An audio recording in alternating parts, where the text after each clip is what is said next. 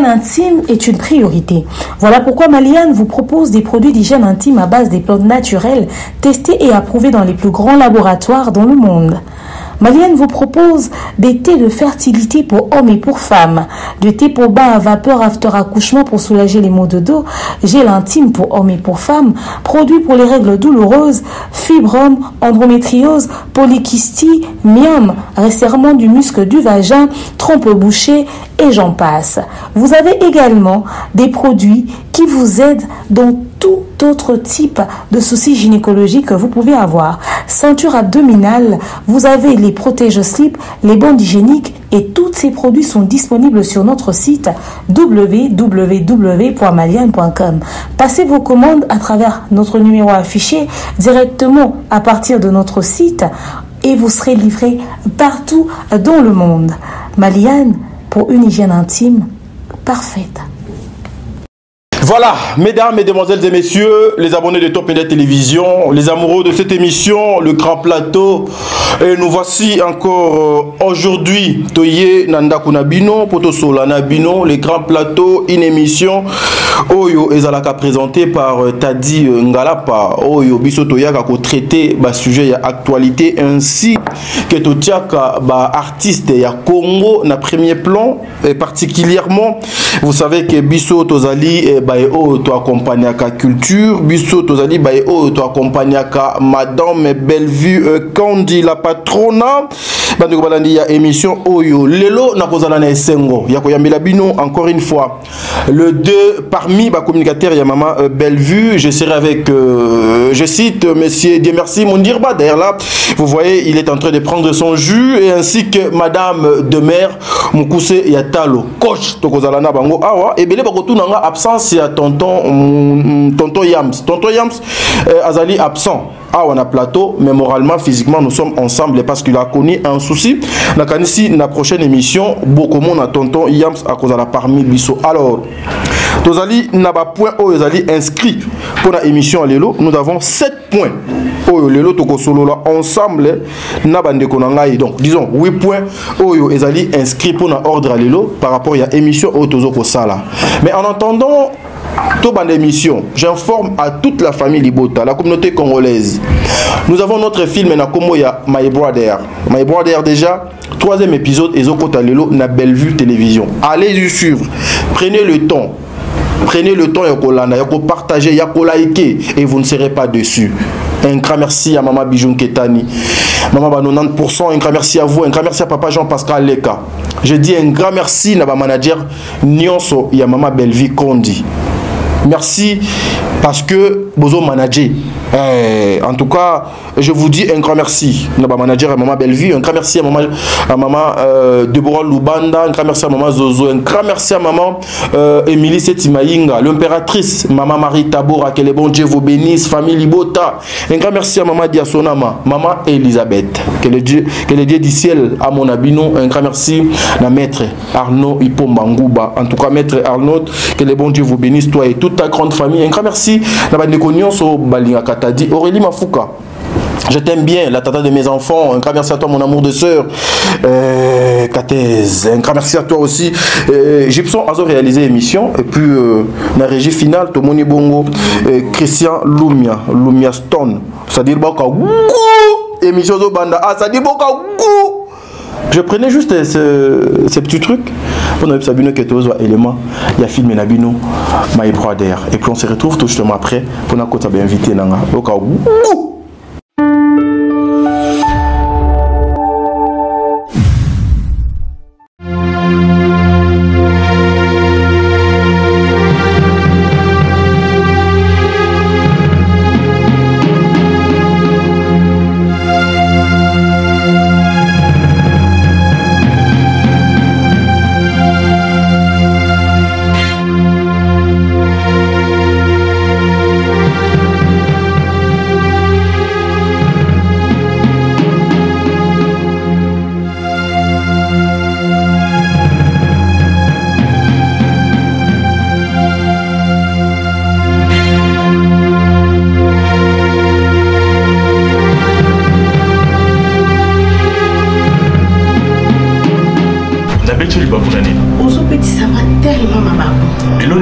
oui, mais tu es ngai nalingi te nalingi yo te pembeni nanga nalingi yo te na ndako nanga nalingi yo te na makambo nanga nete sozo comprendre nga babe. Eh bien, vous êtes bon en classe, est-ce qu'il y en a rien? Nabisi yo naza bon en classe yo pesa yo te kende kozwa epa ya mama ola bota yo. On a servi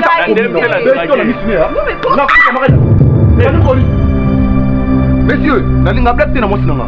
Yoko ke na ko depuis ça ebisa ba ko lo na ko depuis mama 500 francs on do te maloba pona lipa 500 francs. Lokwa yo ke na ko depuis ça ebisa bango mama abiso alobi tout le bopesa nga mbongo na maboko po nga moko na justice ya mwana na ngai akosa lisusu te. Ngaze lo ngona côté lo ngwa côté wana. Ozotere makoto pourquoi? Hein? C'est ta femme? Non. C'est ta femme? Non. Hôtel m'a fait même pourquoi? Je suis désolée parce que au Québec c'est la oui mais désolé pour moi yo non ma bituna izanga makolo maboko ba pesi mo pesa nga suka wana mama.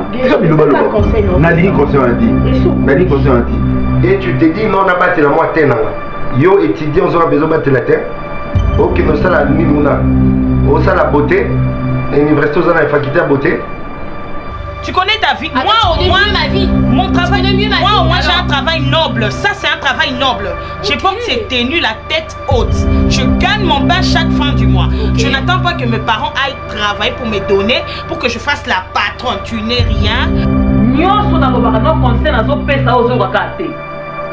Mateo na te akayo yo mpela tia la Sylvie. Ndeni Sylvie ayo kama yo ozo yo kate. Nous avons tous un chaîne de parole qu'on a fait. Nako bengani tout de suite là. OK? Nako bengani tout de suite là. Surtout comme on dit sengana yo à propos ya mona musala. On a domestique, on a fait chaque fin du mois. Dis-toi que bato nyonso baza ndenge monté. Asa yo so sekisi mutu mutake lola ko sekano ememanga nek na nini. Nek ngami lobo na fandi ko sekana okeni. E ko bakselanga ni. Bonso benga poani. Oyebite loko nini esali ke lelo koma bonne et pas na biso. A Rose a peut-être au cadre quelque part. Mais et simbité nzamba a décidé autrement à sali maram ndenge ya lingi. Okunze kuna okosika za kuluna aliyos ko ngo timo ya awa. So munda ko na osisa bitumba kuna na ndako na wana kuyi.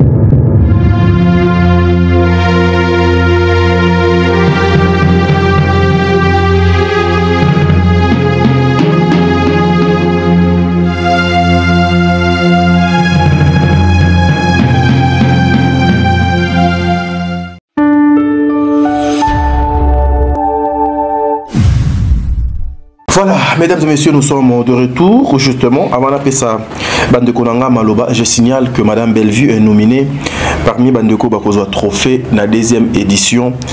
Oyo et Bandeko, il y a fondation Oyo Basali, Pona Oetali, Bamama, il y a théâtre, il y a Bandeko Missous, il y a secteur Moussous, mais Nangambu, il y a théâtre. Bamemela Kibiso, Mama Bellevue, Oyo Akozwa Trophée, il y a Excellence, il y a na domaine, il y a cinéma, il y a RDC. Mama Bellevue sera là à Kozalana Biso, Mokolo ya samedi, et Kobanda de 12h qui 20h. Billet et zanango kaka $150. Un grand merci. Na maman o déjà a outu kobe ngangai sikoyo azo somba billet, que le bon Dieu vous bénisse, bien que le nom n'a habité et vous a quelque chose de bien lorsque aussi ba papa na ba maman vous allez actif, disons pour nous koya ko somba billet pour nous participer à l'événement et que vous allez aussi quelque chose de bien. Bien merci mon dire ba azali nangai a wana pesi na mbote. Bonjour. Bonjour Tadinga Lapa, bonjour coach Tamer, l'attaché de presse, bonjour na Bandegonion sur Tarabiso en ce moment. Coach, bonjour. Bonjour Tadi, bonjour Ndirba, bonjour à tous. J'espère que cette fois-ci, vraiment l'émission Boyo ira mieux parce que dans ma dernière vidéo, j'étais très grippée, je toussais, j'éternuais, mais là maintenant, par la grâce de Dieu, ça va. Comment va Madame Bellevue? D'abord, coach Miang. Madame Bellevue se porte à merveille, par la grâce de Dieu, avec l'évolution de l'activité de la production. C'est la fin de l'année, il faudrait savoir qu'entre faire le bilan et prévoir ce qu'il y aura à donner, à proposer, l'année prochaine, j'ai le tout premier film où on a déjà posté l'année prochaine ils ont même déjà produit, certainement. Donc on est en train de travailler sur tout ça. Dans l'ensemble, ça va. Voilà. Dieu merci, on dit cette question, en tout cas, je vous regarde tout droit comme ça, aux yeux. Voilà. Dieu merci, on dit cette question, ils allaient pour yo, ils allaient parmi les communicateurs, il y a maman Bellevue conduit, maintenant, pourquoi vous besoin qu'à temps et belé pour produire ou réaliser émission où il y a grand plateau? D'abord, il y a question aussi des disponibilités. Les gens doivent comprendre que ils ont l'impression de dire à la place. Ils ont l'impression que tout le monde en a chaque jour, tout le monde en a à chaque moment. Très bien. Donc il y a aussi cette question de disponibilité. Il faut que tu sois disponible deux fois à Zate. Il faut que tu sois disponible deux fois à Zate. Il faut que tu sois disponible deux fois à Zate. Parce qu'en dehors, il y a émission, tout ça là-bas. En dehors, il y a YouTube. Nous avons aussi d'autres affaires. Tout ça en dehors. Mais je pense que, je ne sais pas si tout le monde déjà n'est pas pour il y a promettre, que vu que c'est un matro, nous allons prendre des dispositions de façon que cet espace grand plateau soit vraiment régulier. Dieu merci, mon Dieu, vous avez parlé de ce qui concerne la disponibilité. Cette émission, c'est une obligation par rapport à votre travail, ou bien parce qu'il faut qu'Akabino au salango, parce que ce qui est une obligation pour mon salon Nabino, vous allez disponibiliser le temps justement pour Tchango na Odon que l'on robani. Je pense que c'est l'une des obligations. En dehors, il y a un grand plateau, on a différentes vidéos d'Abisso, différentes émissions, pour continuer à toujours pour ça la promotion. Très bien. Il y a œuvre et artistes d'Abisso, très bien. Pour continuer à pour ça la recadrage, couper ça par programme. C'est pourquoi j'ai dit que nous, en fait, je ne peux pas tout dévoiler ici. Je pense que le roi demande à trop. Nous allons prendre vraiment des dispositions, soit nous avons pris des dispositions, mais il faut y avoir que l'eau rare, des fois, il y a un débat de passer à trop. Très bien. Voilà. Demain, l'objectif, il y a émission au dos et à la canine. Promouvoir culture ya Congo, mettre Madame Bellevue na projecteur, il y a culturel, valoriser les artistes ou les alaka juste pour la promotion de Bella Production. Le grand plateau, c'est un concept purement de nous. Nous qui communiquons pour la culture, mais plus particulièrement pour Maman Bellevue. Maman Bellevue occupe les 70% de l'émission. Ok. Parce qu'il faudrait qu'on se le dise, c'est un sponsor majeur et l'émission un grand plateau. Très bien. Et les 30%, ils ont permettre à lui s'auto-survoler sur les actualités culturelles, parce que nous sommes des culturels après, il faudrait qu'on se le dise. Donc si en ce moment-là, il y a une actualité culturelle qui domine, qui nécessite un avis à émettre, on n'hésite pas de le point. Elle occupe les 70% carrément de l'émission en fait, et les 30% de Kaboléon, tout à lui à cause de sa vie, mais n'a pas de. Les obligations de cette émission, c'est quoi? Les obligations de cette émission, justement, c'est mettre en avant la culture, mais surtout mettre en avant le travail que fait Bella Production. Très bien. Il faudrait savoir que c'est quand même une des grandes maisons de production du théâtre populaire cinéma congolais ici en RDC. Très bien. À part Bella Production, il y a certainement d'autres personnes, mais on se le dit en termes de quantité et de qualité, en ce moment, elle maintient sa première place depuis 6 ans, jour pour jour. Oui, c'est vrai qu'à l'époque, quand elle a commencé, il y avait des gens qui étaient avant avec ça. Mais depuis qu'elle a occupé la première place, jusqu'ici, ça n'a pas changé.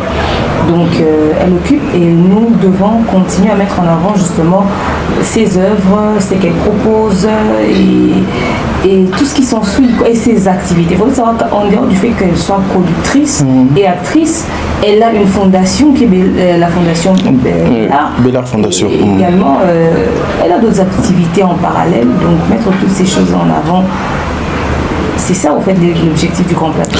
Voilà, mesdames et messieurs, je pense Boende Tobandi et émission Nabiso, Nabande Konangami Bale Oyo. Je suis très heureux, je suis très fier en tout cas. Ezo Kita. et lorsque vous êtes face il y a mitou moko mibale ils a bien fait en tout cas au conseil la mosala na ndenge et longobani et j'en suis sûr que public au Baolanda biso vous serez servi et beaucoup za na sengo. Parlons maintenant de maman Bellevie lokola to utaki to uti kolobaka tout à l'heure awa keto 70% il y a émission oyo et zalaka pona etali maman Bellevie et puis mosala ya maman Bellevie mais pour cette année 2024 nous avons constaté maman Bellevue était beaucoup plus sollicitée. Maman Bellevue balança qui est ba invitation et belé entre autres ba nomination mais et belé il y a ba nomination na ba invitation et belé maman Bellevue atikala ko se présenter et bino aussi ba communicateur na ye botikala ko se communiquer par rapport ya o Italie ba demande na ba réclamation na o ba to bazo ko solliciter na maman Bellevue. Ezalaka pourquoi P ezali pour nanine. Alors déjà parlons-en au fait effectivement et comme qui que maman Bellevue a invité na ba activité belé oyo à se présenter quitté ou ba mona qui était et biso peut te représenter était mais si les gens ont bonne mémoire il y a de ces activités au azala quitté et te représenter quand elle était aux États-Unis, si je ne m'abuse, on l'a représenté et ça a été supervisé par son manager que nous saluons. Donc il arrive que tu représentes Maman Bellevue.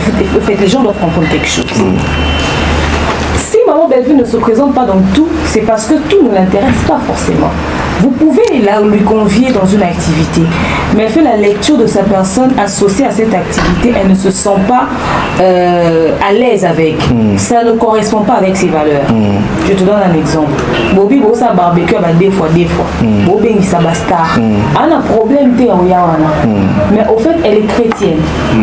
Et de l'autre côté, il y a le ministre de la Justice qui dit aligné à pratique ou vous vous rencontrez en route, vous allez vous saluer, mais qu'elle s'affiche avec vous, par respect pour son image, elle ne vient pas.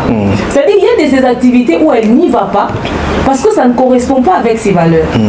Au moins, si vous écoutez, vous avez un cœur, vous avez fait partie de la société dans le biseau. Vous avez fréquenté, vous avez fait connotation. Ça, c'est un exemple qui n'a rien à voir. Juste pour dire qu'il y a de ces activités qui ne correspondent pas à son image, à ses valeurs. Il y a d'autres activités. Ici, Maman Bellevue, CEO de Bellard Production, présidente de la fondation Bellard, en dehors de ses autres entreprises. Vous envoyez à Maman Bellevue une invitation, elle ne viendra pas. Vous ne pouvez pas envoyer à Bellard Production une invitation à Bellard Production. Non. Elle doit être accompagnée d'une équipe. Quand vous envoyez une invitation comme ça, envoyez 2 ou 3 autres invitations qui permettent qu'elle soit accompagnée. Elle ne peut pas sortir de chez elle sans chauffeur. Elle ne va pas sortir de chez elle sans 2 membres de son équipe de communication, sans sécurité. Attends, vous la sécurité. Et de fois, attendre la sécurité, les équipes de communication, et ça d'office, ils ont joué directement intégré, mais au moins, on dit que la personnalité publique soit communiquée quelque part, il faut imaginer ça. Nous avons de la Bellevue, il y a une invitation. Regardez. Regardez. Parce que quand on attend comme écoute, on va en aller. Qui va la sécuriser? Qui surveille ce qu'elle boit? On vous fait confiance, on ne vous prête pas des intentions. Mais quand même, vous recevez une grande dame. C'est pas n'importe qui. Au bien, ça ministre de Yemoko. Au bien, sa autorité, moi, alors, tu respectes la place où tu as occupé. Au moins, ceux qui limitent 2 invitations, Maman Bellevue et il y a 2 autres personnes qui vont accompagner. Très bien. Et on a beaucoup de pourquoi l'équipe n'est pas représentée? Parce que 2 fois, besoin d'invitation, responsable de la communication, tu as tâché de passer à Maman Bellevue, ça demeure. Il y a des invitations, tu as dit, Maman Bellevue, telle invitation représentée, tu as dit, ok. Et ça, tu as dit, tout les comment vous avez dit, tu fais ça, les mots, tu as des mères. Il y a des mères, il y a beaucoup de contact avec Bisso. Ah, tu as dit ça, Maman Bellevue, tu as dit pour représenter. Qui est une personne habite? Tu as dit, c'est jeune, Sylvie. Les gens qui ont dit la compétence, la compétence, c'est Sylvie. Il y a des mères. Dernièrement, il y a en tête. Il y a en tête la délégation, mais elle est combien de parole attachée des presse dans sa parole. Mais la télé qui a Sylvie Pembe. C'est-à-dire beaucoup de personnes. personne bayebaka protocole te administratif ya bato ndenge ezalaka yango omonake tozozalaka présente na makambo ebele parce que babeli oma moto mosusu akoti en contact même soki akoti en contact directement na mama belle parce que moi mefa mona te na oyebisi ndenge izonge pas de mer baby saison pas de mer akomi a saboter ngai otinanga pas de mer mais de mer ne faut s'occuper na likambo yo o memele yebi sa Sylvie et a saboter ngai otinanga pas Sylvie yepo bima faut Sylvie aloba na ebima ici il faut tout la disponibilité na manager un tout petit peu là où nous sommes.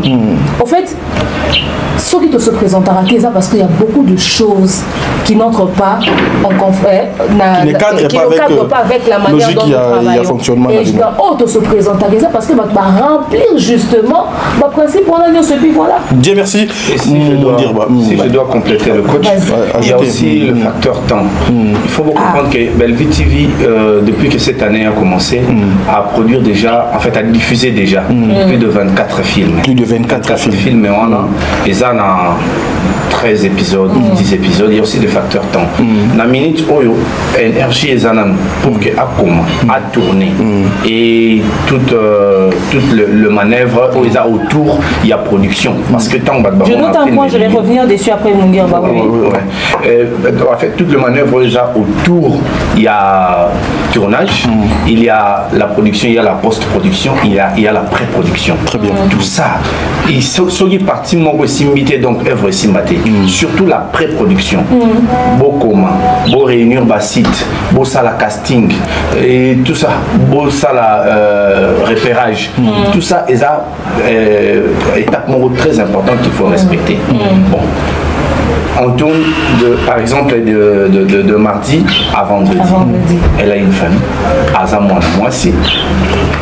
Tu vois, donc tout ça peut-être bien parce qu'elle a engagé. Ouais.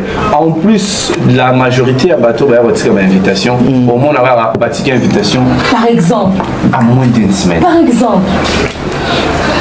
Et puis souvent, ils ont une invitation hors adresse, mais les alliés directement beaucoup comment.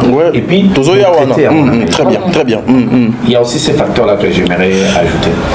Qu'est-ce que vous pouvez répondre, pardon coach, Nazoko revenir Kanayo, apparemment Madame Bellevue et son équipe basent trop sélectif na ba invitation, na ba nomination parce que ils ont na ba nomination mon sous l'équipe awa bo se prononce même pas, bon se communique même pas l'équipe a boyé mais au moins vous étiez parmi les nominés à l'événement Wana.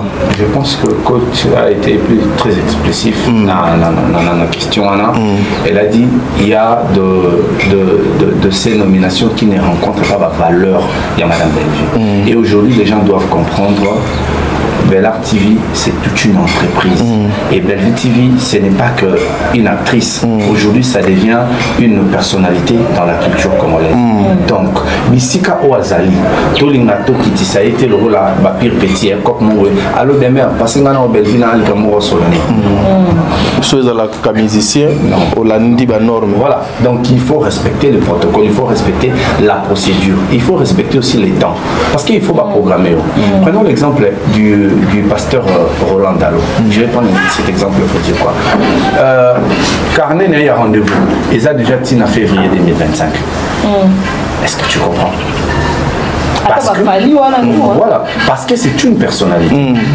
Et c'est comme ça, l'équipe de Madame Bellevue, en fait, Balingi va garder l'image de cette personnalité aussi importante dans un secteur aussi important qui est la culture. Très bien. Donc, ce qui carnet est allé charger.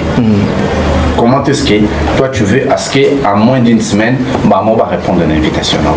Et surtout, ça va dans le sens, organiser le Wango, vous avez vraiment la précision. Donc, on peut vous répondre, on peut trouver des moyens, on peut. Kalé Maramboza Namo, présentez-nous, Moussala Nabino, et Bissonne to adhérer en fonction de l'élément Bino Bokesi Bisso. Si vous nous invitez dans quelque chose que nous devons compléter les éléments ensemble. Très bien. Si vous Bisso point. Parce que Bisso tous en a 4 organisations de Binoté. Vous voulez à ce que tout compléter les éléments ensemble. Très important. Pour mon débat associé. Voilà. Qu'est-ce qui me motive aujourd'hui? Parce que je précise que Madame Madame Bellevue. Apparemment, coach allait compléter quelque chose. Oui. Justement, on a une question à compléter, Péwana, parce que je précise qu'elle sera de la partie le 7 décembre 2024 dans l'hôtel Hilton, trophée Excellence Women. Où ils allaient. Women. Ah, anglais, maman, Women. Dilasso. Dilasso, c'est bon. Dilasso, moi, c'est pas ça là. Dilasso, c'est bon. Voilà. Excellence, il y a deuxième édition. Qu'est-ce qui a motivé à ce que cette femme, Andima, a participé à Zala Mokolo ya samedi? Parce que Ebele Eye avant Oyo, vous s'affichez, vous se prononcez, mais Oyo, moi j'ai vu beaucoup de personnes poster Kolobela Yango. Alors, j'aimerais revenir sur ce que nous dire de quelque chose de très capital. Le timing. Le timing, oui. Le timing. Que les gens arrêtent de penser qu'à ça la carte théâtre. Maman Béja ça la carte théâtre, car ça productrice. C'est-à-dire que la production de Béla, production, au monde, à chaque personnage, film, moi, il y a 30 personnes qui tourner, 20 personnes qui tourner en 4 films. Dites-toi qu'il y a un acteur. Calculez mon salaire maquillage, comptez les caméramen, les qui sont, tout ça, toute l'équipe de production. La semaine, Moko a tourné par exemple du mardi au vendredi. Elle est productrice et elle est réalisatrice et c'est elle la scénariste de tous ces films. Donc ça veut dire qu'elle doit connaître chaque rôle, chaque personnage de chaque histoire qui doit être tournée. Chaque maison. Alors quelqu'un d'aussi occupé, par respect, tu ne lui prends pas pied levé. Quand tu as déjà calé qu'il faut y Azala, parce que tu tiens à ce que Azala. Très bien. Préviens-lui plus tôt. Dans 2 mois dans l'activité. Très bien. Natindelo déjà message oyeba. Chaque 2 semaines on zonge les rappeler. Comme ça il n'est pas placé quelque part. Pour école à la paix, à oui. Mais comme il avait à se retrouver confronté à la réalité mon bon. Et c'est ma case indisponible. Et puis les gens bajou nous sont exactés cas occupés. Les gens ne te décident à payer. Décider de l'objet faut paiement parce que tu comprends au travail d'arrache-pied du lundi au vendredi. Tu rentres vendredi tard des fois le tournage nous fait si là bamboula les zones et ça tard. Dernièrement quand tu décides là qui 22h. Mais photos à la inhumain tout tika bima qui est sous ce que ça sur le oni samedi. Trop conseiller à paiement parce que tant maman belle zo bima bino bon na ka soko la bimité il y a protocole. Ah OK wapi. Les activités ni. Il faut là ta nengeni. Coiffure ne faut ça nengeni, faut se maquiller nengeni. Tout ça là est présent. En fait, parce que que Kobima Belvu Nandaku et Zalakaloko là, donc personne politique, ministre Nanda Obima. Parce que on a dit qu'on a TV. Parce que Makambo c'est comme difficile de mener na yo fait. Vous devez suivre chaque détail et tout. Allez, yo sont en moins d'une semaine, yon to là tu sais. Non mais si tu vas l'habiller, tu vas l'envoyer une coiffeuse, une maquilleuse, tout ça mais on est tout oui. Bon, il faut un look tenu au correspondre à l'événement. Très bien. Tu fais la Fashion Week. Comment on été conduit à la Fashion Week? À quelle salle c'est la manne? Moi aussi la salle est la manne. Et la manne a la lata. Et simbité. La tiki. Na benga maman belle vie et puis la maman tourner là qui est simbité. Aïe. Parce qu'elle ne pouvait pas en ce moment-là entrer dans sa garde-robe. Commencer à choisir. Pourquoi? Parce que il a mis ça. Mais Fashion Week Malobi, noir, doré. Si on essaie quand on est là au moins il y a noir, doré, ah ben non sangi, ça total la question correspond. Parce que Fashion Week c'est, tu ne viens pas avec n'importe quel habit. Il faut habiller pour la personnalité publique. Mais maman Bellevue reste à la maison. Elle est restée. Naï n'a représenté qui est. J'ai rencontré les organisateurs de la Fashion Week. Maman Bellevue se connaît. Ça s'excusait là comment maman Bellevue. Mais moi j'étais là. Malgré que moi je n'avais pas la tenue appropriée, n'a s'organisé qu'à la takaka. N'a kei, n'a zaki n'a compte à dab, mais n'a équipé pour représenter maman Bellevue parce qu'elle était absente. On était plan, on était dans stade. Il y a passé à Mike. T'es abetaki flamand ya noir et kota ba pembe Angela Nzela go. Mutsana na lega mfo. Tu vois, m'a posé la question, je me suis excusée au nom de maman Bellevue. Au moment où nous a saboté l'événement, on a dit éviter qu'à côté la contrainte.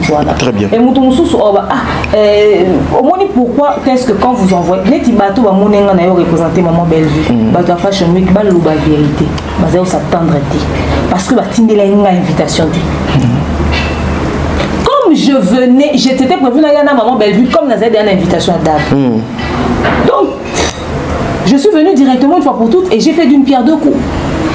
C'est-à-dire, quand vous voulez inviter, regardez l'emploi du temps de l'autre, regardez le timing, regardez tout ça. Très bien. Il faut pour respecter Batou en fonction de Bazo Bazaleli. Obi Mambo va trophée, Nini Moussousou, et nominé moi Belgique se présenter, mais au Andimé au Kendi. Avant d'habiter sur un trophée excellence, il y a un bien, biso vanda boy, moi trophée va commun biso na WhatsApp. Oh, tous un besoin, il y a maman Belgique à une activité, na biso et remise à trophée na biso. Ok, d'accord, envoyez-nous le courrier par mail.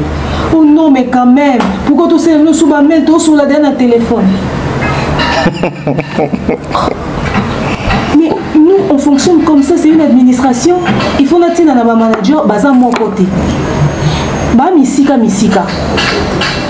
Mon coco t'a voyagé à Hernios. Il faut battre un mail. Comme ça, va apprécier. Mon métier peut en copie. Va répondre. Et puis nous va accuser réception.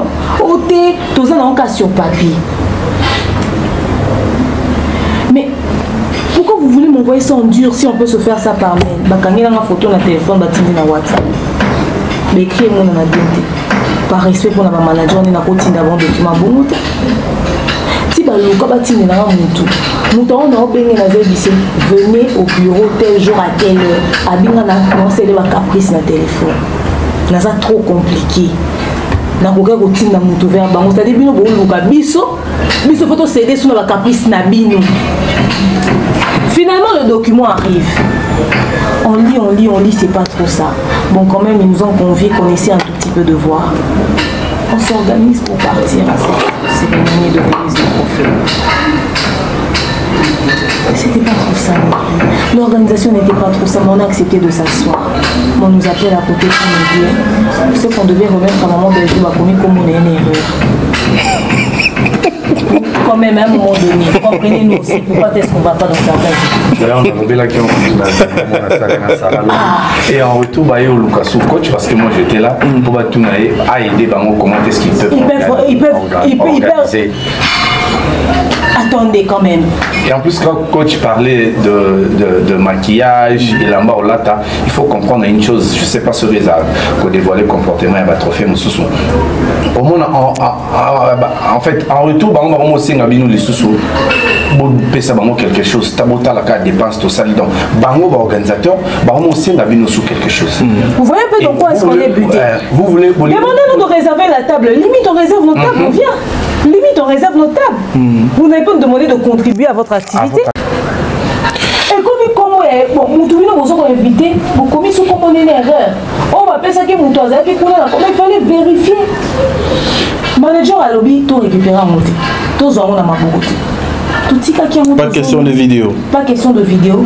Tous en monté, tout lobby, parce que quand on est aux zones, qui va modifier, on n'a jamais parlé de ça. Très bien. On n'a jamais affiché ça. Pourquoi? Parce que justement, Bablo a moi bon mot. Et c'est là qu'une personne connue a intervenir pour suppléer sur le Zalata Wana. Alors certaines organisations, ont bien organisé, ont bien structuré, mais Luka, ça n'importe qui. Après, on peut exprimer l'exigence comme il est orgueilleux. Nous, on ne parle pas partout parce que tu as besoin de ton dit ça, trophée dans le c'est-à-dire que tu as besoin de ça, trophée dans le trophée. Vous faites ce trophée-là, à quelle valeur? Il y a de ces trophées qui n'ont aucune valeur même en RDC. Ça la cérémonie va luka seulement quelque part mouton dans la banque azati. Sauf que luka l'État congolais va enregistrer l'organisation pour comprimer très bien. Va trophée ah va tout dans l'organisateur va trophée wana. Sauf qui est organisation sérieuse ils ont reconnu dans l'État qui va comprimer. C'est un côté. Mais bon, on paie ça quand et on comme nous autres, n'a trophée tel. Que c'est des organisations qui doivent être reconnues de manière officielle sur ce sol-là. Alors aujourd'hui, si on nous voit dans certaines activités, pas dans d'autres, c'est parce que ces autres-là, ils ont respecté. Tokenda Bravo X. Tokenda Bablo Moussoussou. Peut-être on va faire un trophée Bravo X. Maintenant, il va aux hommes. La crédibilité même de ce trophée. Crédibilité trophée, Fali Bakina na Flamme Awards na France, c'est ça qui na première édition. Au moins, la première édition, le trophée est crédible de la première édition.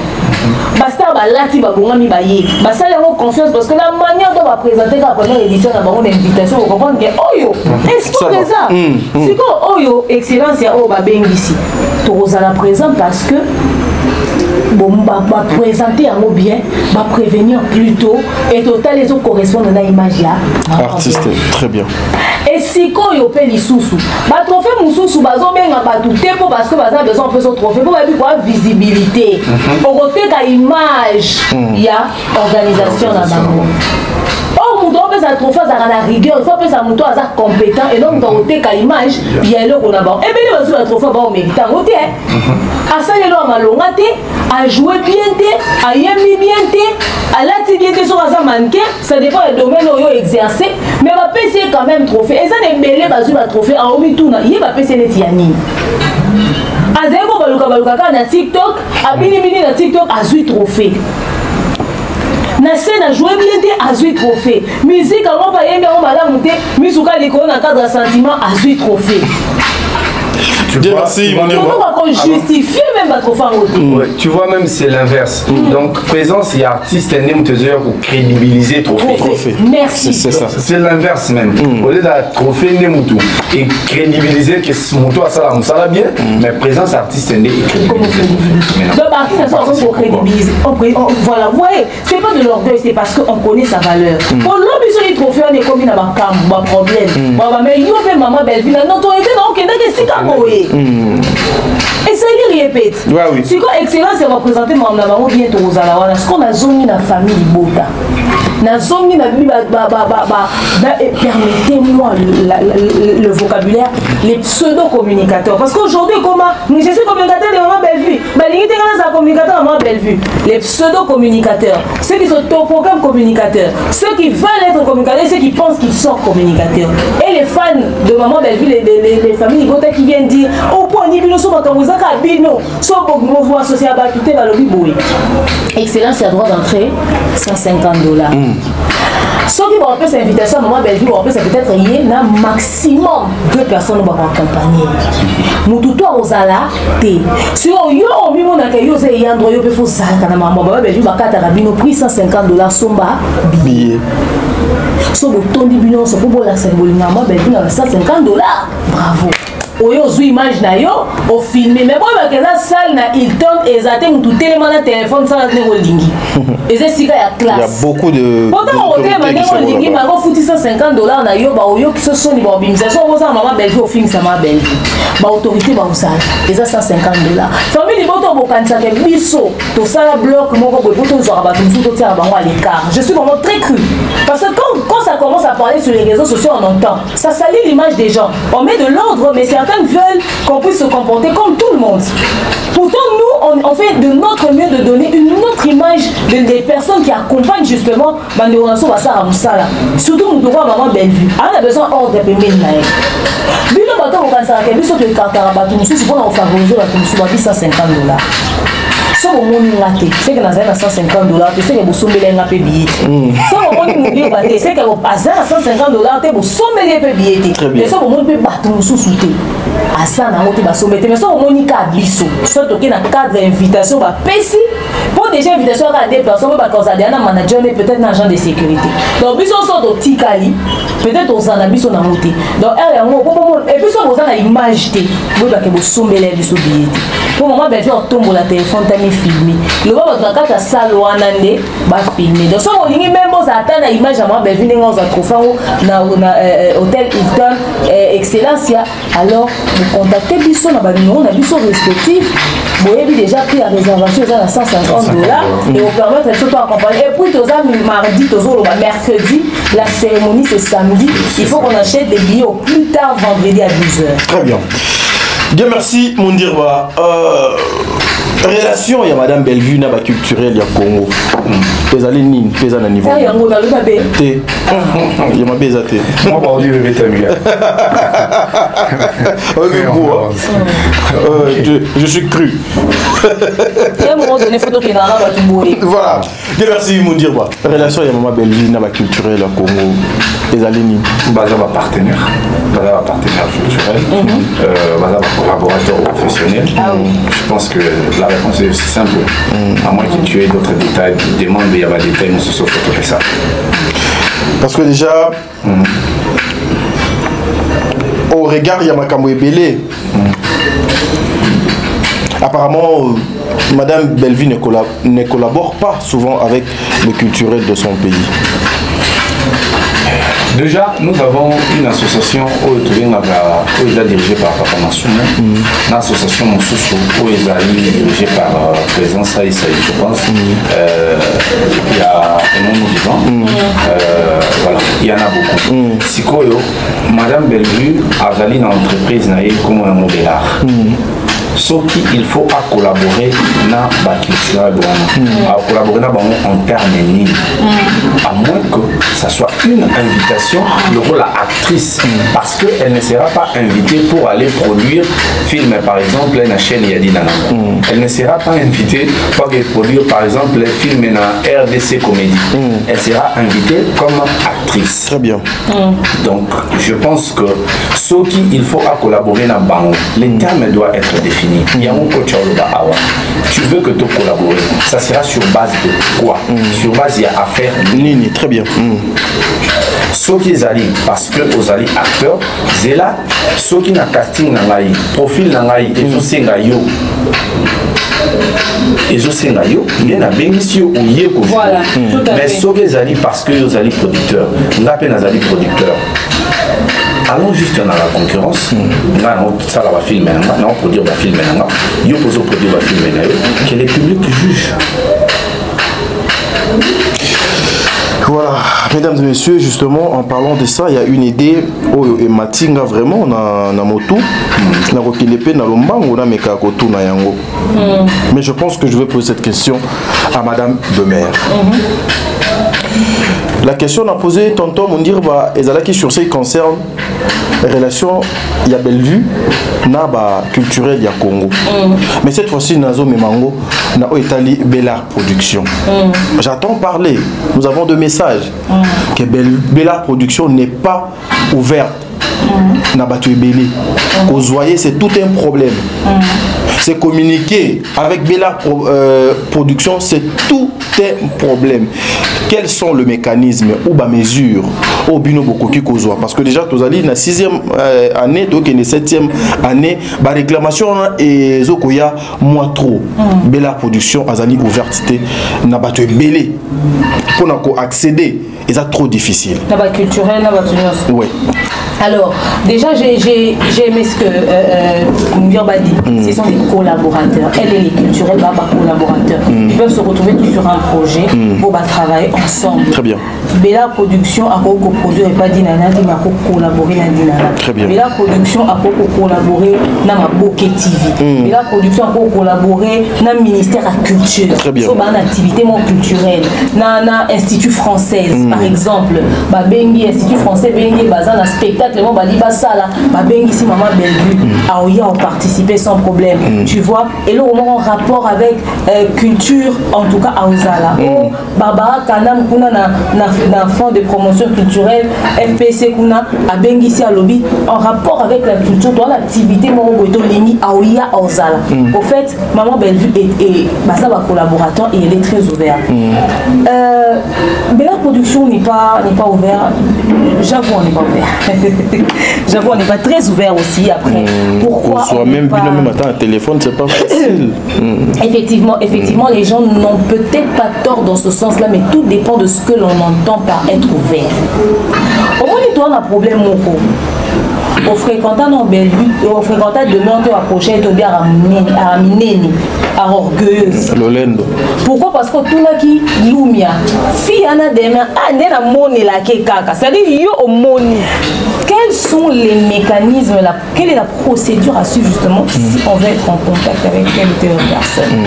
Certaines activités culturelles, on n'a pas vu Maman Bellevue parce qu'elle n'a pas été conviée. Ce qui m'a bien ici été, à quoi y a pété. Mon sous-ce rose-là, activité culturelle, moi, ça m'a quelque part, et moi, c'est plein, moi, sommes bien accueillis. C'est différent.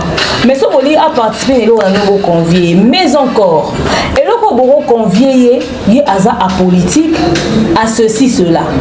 Ce qui est là, on a besoin et on a tendance, X, bon, on a les amours passés à s'associer. Mais ce que les locaux, par exemple, un match au Fachi Beto, Bettina, Bafali, Poupa, et Sangisi, Samuel Eto, Bafali, Bermana Missi, et le moins à Bongo, et un amour Likambu, Yakumi Samutu, Likambu, un match de loisirs pour la paix. Est-ce que moi, Bébé, sur mon bengi sur Oyate? Oyate, pourquoi? Elle sera là avec tout le plaisir du monde. Et là, elle te évite à ça, Balatis, Bakoti, la Likambu, Rosala, la position, mon Songolo Pakala. Et quand c'est l'activité, moi, et Salama, et pour ma politique, tes activités culturelles, moi, ça, on a but à évincer X personnes. Ah oui, mais ce que c'est le ressami n'a idée de promouvoir, bon, on est présent. Très bien. Bah, quand ça casa fermé, et ça vous allez fermer, au casa coincé, on a raté. Bah, vous pouvez bailler dans la musique, et t'es bien vu, il y a un lingo, il y a des billes quoi, il y a des billes quoi, accepter, dans l'histoire lingo, donc déjà dès le départ, il y a déjà la lingo à bon, il y a une abouzo batté. Donc, quand il s'est fait la bouzo batté. Très bien. Alors, quand les gens disent qu'on n'est pas ouvert, qu'on ne sait pas nous avoir pour des propositions, les partenaires, les sponsors, les gens qui veulent soutenir. Le problème, c'est que on vous dit tous les jours on communique pour Maman Bellevue, mais quand vous voulez la chercher, vous la cherchez elle. Même Fatih, vous ne le cherchez pas lui. Vous passez par son conseiller, vous passez par son secrétaire en cabinet, vous passez par des personnes qui peuvent vous aider à aller vers Maman Bellevue. Numéro Oyo Ezara na film même au barasso vous avez bien les soni et bayamati. Et ça peut-être parce que vous doit yamara lembaka. Donc m'appelle les dans la EB. Donc monter l'épisode moi ça les 5000 vues. Comme ça va bien dans la journée ça combien d'appels? Soit bien les accords na CPN na film surtout tableau ya Marina Laba na CPN na film surtout tableau ya Sylvie na Siana muto ben aka kwa lo babongo si ko bapela bongo ko tata 50 na journée sans compter muto so ko bengo pendant 30 minutes pendant une heure tout so ben aka pour assembler pour la Maman Bellevue baza alors muto ya mbek bapel wana azuite pour tout so comprendre que obenga zala bref et succès allô bonjour on est tous sur la oui on vous écoute.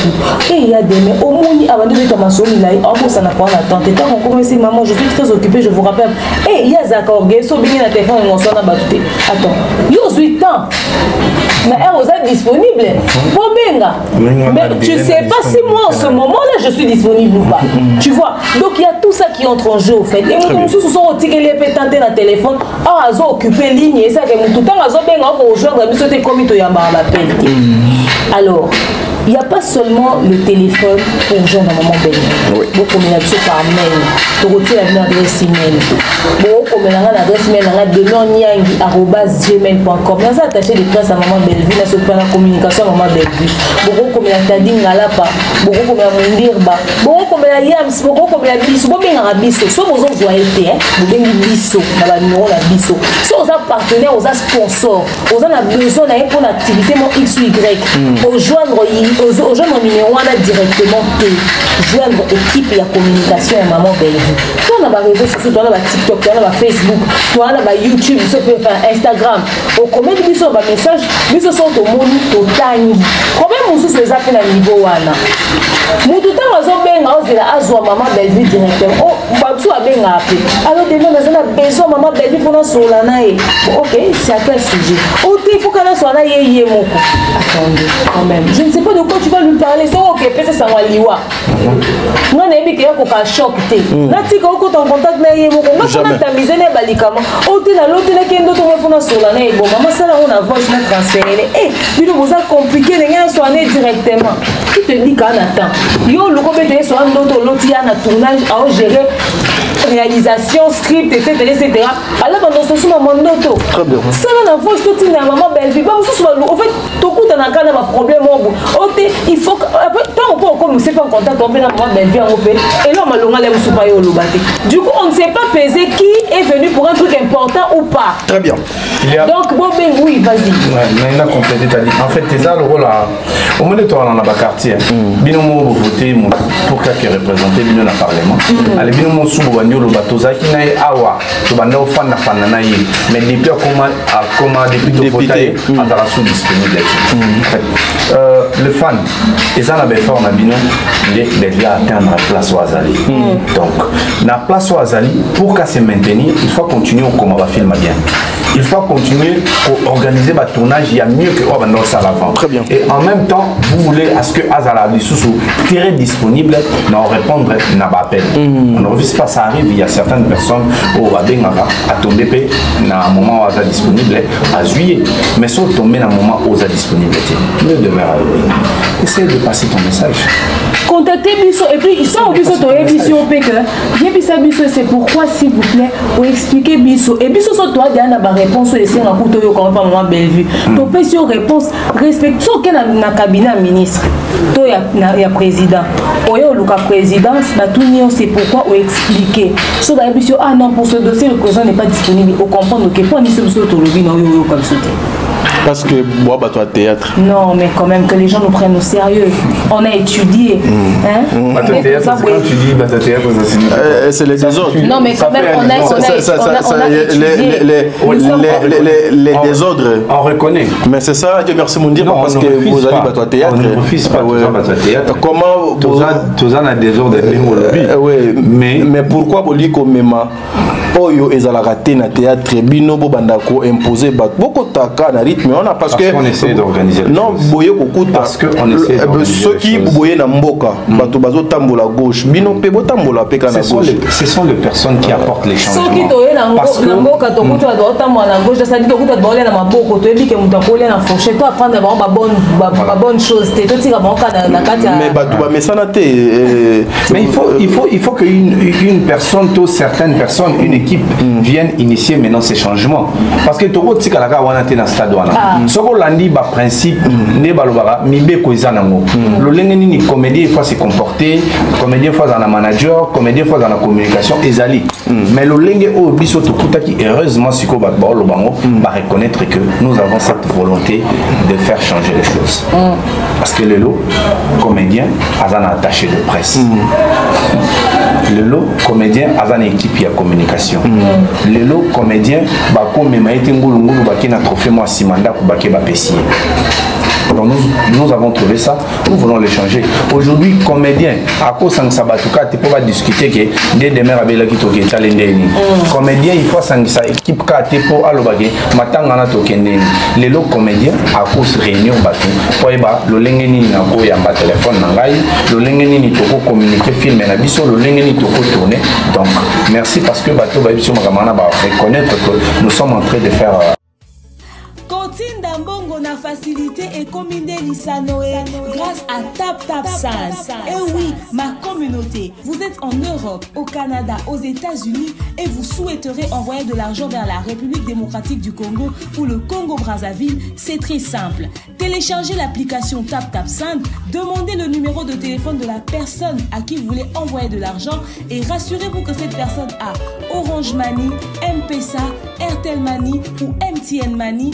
Prenez l'identité de la personne qui est enregistrée, notez-le correctement et surtout, mettez le numéro de compte associé à votre carte. Mettez par la suite le montant que vous souhaiterez transférer à cette personne. Retenez ceci, dans un système, il y a code promo. Ce qui est code promo demeure, DEMEURE. Tanguyo okosala envoie Yakotinda Mbongo okofuta kaka. 0 frais de transfert. Ndekona akoyamba Mbongo en toute quiétude à partir il y a téléphone naïe et cette personne pourra se diriger dans n'importe quel shop au coin de son avenue sans avoir besoin d'un code. Juste aller et retirer rapide, fiable, sécurisé et très simple. Tout cela grâce à TapTapSend. Avec TapTapSend, pas de problème de connexion, Pas de retard. Une fois au Tindi et commis, tu tapes et tu signes. Code promo demeure. Recommandez-le à tous vos proches. Tap, simple. Ah, l'équipe en haut tout quoi. Avancer les choses. Dieu merci. Et nous voulons que ça se fasse donc juste différent. pour chuter avec cette histoire d'accessibilité, nous sommes ouverts, mais tout dépend de comment est-ce que vous venez au fait pour nous contacter. Si c'est pour des raisons très professionnelles et que vous n'arrivez pas à joindre Maman Bellevue, sachez-le aujourd'hui de manière très officielle que vous pouvez passer par nous et répondre aux questions que l'on vous pose pour nous permettre de mieux vous orienter. Parce que ce qui est une histoire de collaboration, déjà c'est même pas avec elle que vous allez parler. Elle a un manager. C'est avec nous que vous allez parler et nous on discute avec le manager et le manager va voir comment discuter avec elle pour apprécier. Il y a tout ça qui entre en jeu. Est-ce que c'est possible il faut pas mesana il faut professionnaliser mon salon yo. Tozo comme on a Netflix té. Donc bilo sous ça nous avons mon abord professionnel quand on a Netflix. Mais principe c'est ça que muta comme on a Netflix on a beau respecter en côté. Au milieu surtout on a Netflix. Mon ligne respecter étape pour ça que muta comme on a Netflix té. Très bien. C'est ça en fait. Les gens veulent pas respecter les étapes. Ton 4e niveau sans que tous en la fondation, sans tous en arrêt des choses, sans tous en la béton et aussi 4e niveau. Ça se fait comment? Contactez-nous, écrivez-nous. Et au fait, Bella Production n'est pas ouverte pour les futilités, mais très ouverte pour les choses qui sont bien présentées, bien structurées. Et sachez-le aussi, elle ne peut pas être disponible partout. C'est important à savoir. Elle peut pas être disponible partout. Elle peut être disponible en événement au Lélo, mais l'événement où soit été ou peut-être à ça occupé. Mais on va revoir encore cette histoire de numéro de téléphone. On va mettre un mail par lequel vous savez joindre Maman Bellevue. Ça, on peut vous l'assurer. Vraiment, en 2025, on va essayer de travailler sur ça. Un dernier élément et en plus, Soko Bengi, causez la tête que Soko Tiraket na Lélo, obligatoirement, il faut avoir réponse le plus vite que possible. Et puis ne considérez pas aussi que ce côté requête et que nous nos réponses c'est que nous te soumettre à mon message. Peut-être que te soumettre à moi. Il faut avoir aussi l'état et retraiter à moi. Très bien. Il y a aussi ces mais si notre trophée va contacter Bissot. Ok d'accord. Quelles sont vos conditions et tout ça. Donc poser la question pour dire comment est-ce que ça va se passer l'organisation et tout. Ils n'ont jamais été clairs sur la manière dont on va voter. En fait, on trouvait que c'était pas réglo. On se demandait, du coup, on s'est dit, on leur laisse faire et on prend du recul. Voilà. Demain, on a nominé qui merde, mais parce que tu as la pression. Alors, on n'est pas tous à perdre chemin pour la battre. On a pris du recul total. Ils vont dire, sur les signes, gloire à Dieu. Sur les signes, au moins, nous, on n'a pas voulu se mêler dans quelque chose pour que demain, après, ça nous pète à la gueule. Tu vois? Très bien. Surtout avec les fanatiques, ils viennent encore pour vous dire que bon, ça, c'est vous faut pendant que Boyebaki qui est organisation Très bien. Voilà. Merci mesdames et messieurs. Nous sommes en train de continuer avec cette émission, les grands plateaux présentés par votre frère Tadzi Ngalapa. Aujourd'hui, je suis avec madame Demer ainsi que Ndekonangaï, mon Nanga frère Nanga, mon jeune frère. Dieu merci, mon dirba. Moukoulou, c'est-à-dire je vous avais dit que ça sera une émission trop technique parce que il faut qu'on pense à nous mais tout. Mais Dieu merci, mon dire cette question nous a posé en Goyo. Sincèrement, vous regardez la caméra. Qu'est-ce qui fait qu'aujourd'hui, Madame Bellevue a la visée? Il y a ma bêtise, il y a les réseaux sociaux. C'est elle qu'on pointe du doigt. C'est elle la mauvaise, la manipulatrice. Nyonso ya mabe accent nango eza kombo ya Bellevue. Ezalaka dit à quoi? Selon yo, vous allez parmi les communicateurs naïe. Les succès vous attirent parce que de faux amis, de vrais ennemis. Et ces comportements-là, moi ça ne m'étonne pas parce que à un moment dans le secteur aux alliés, ceux qui ont brillé, tu seras l'unité des mesures. Ça signifie quoi? Sur les simbi, c'est que ça pour les alliés. Au moment le quoi tu écarté, il y a un simbi. Sur les simbi, c'est parce que ont tchaki bakal. Très bien. Donc, à un moment, il fallait que ça arrive. il fallait que ça arrive pour définir niveau où artiste à communant. Parce qu'aujourd'hui, dans le domaine du théâtre, rien ne peut bouger sans que le nom de Bellevue soit cité. Donc, Moutafan de Pénan a parlé naï, alors que les colons n'avaient pas ce qu'ils appellent Bellevue. Moutafandi a gagné soit Bakabeli Mbon, à Bakabeli Mbon pour Bellevue, Balongo, là qui est côté Kunato. Voilà, il y a tout ça. Il y a tous ces éléments. Donc, avec le succès, il faut s'attendre à tout. Très bien. Les plus importants, ils allaient comment gérer un mot. Mais c'est quoi la vérité au fond? Est-ce que Batou Bayaka qu'on pousser tout ce qui se passe autour d'eux sur Combo et à Bellevue? Est-ce que Bayana a raison ou Bayana a tort? Est-ce que Bellevue doit se retrouver partout? Donc ça signifie biso mogo. To sangisi makanisi na biso. To sali film na biso. To zui yango to tche na YouTube. Bon, totalité le lenge nini mutu oyo azo percer ba méthode nini employé pour que eloko na simba. To consulter PIT, mais to check aza faux pas yo la biso te. Est-ce que vous comprenez? Donc, demain, viens faire une analyse. Je me dis, demain à réfléchir. Moi, je vais réfléchir bien. Mais au lieu de consulter, na coach, quelle est la technique que tu emploies pour que sans ça la analyse et réussir à toucher Batevele? Non, déjà de loin, il y a analyse dans les imités parce qu'il y a Bakal, très bien. Et des personnes comme ça, ce sont des personnes déjà qui s'avouent vaincues. Mais moi, je voulais une personne oyo, capable de faire face à l'adversité oyo, et sur base de professionnalisme. Là, nous sommes d'accord. Très bien. Mais si nous allons aller Kolandaka, parce qu'il y a à quoi il y a les boulons à l'objet combat Bellevue, ou à Zongi Boy, à quoi il y a les boulons à l'objet combat Bellevue. Et nous allons nous rabaisser pour rien. Nous allons nous rabaisser pour rien. Demer, comment il y a Bellevue et comment le coup la épice Nabiloko pour épice sa saveur? Épice dominant. Pensez-vous qu'elle est pour rien? Tu sais, moi aussi, je surprends certaines histoires sur moi, sur Internet. Je suis étonnée que c'était moi. Ok. De comme il y a un piano à 20 ans qui est comment au Robert Tababinga. Je me dédouble quoi, tu vois. Un jour, quelqu'un s'est mis à s'attaquer à moi dans un live. Nous avons dû attaquer dans la live et tout. Mais je vais bénir. Alors Boni, je comprends pas. Quand on s'est live, va finir gratuitement la salle de l'eau. Demain, à fond, on dit live pas défendre. Moi, je commence à aller sur live au fin, il y a problème.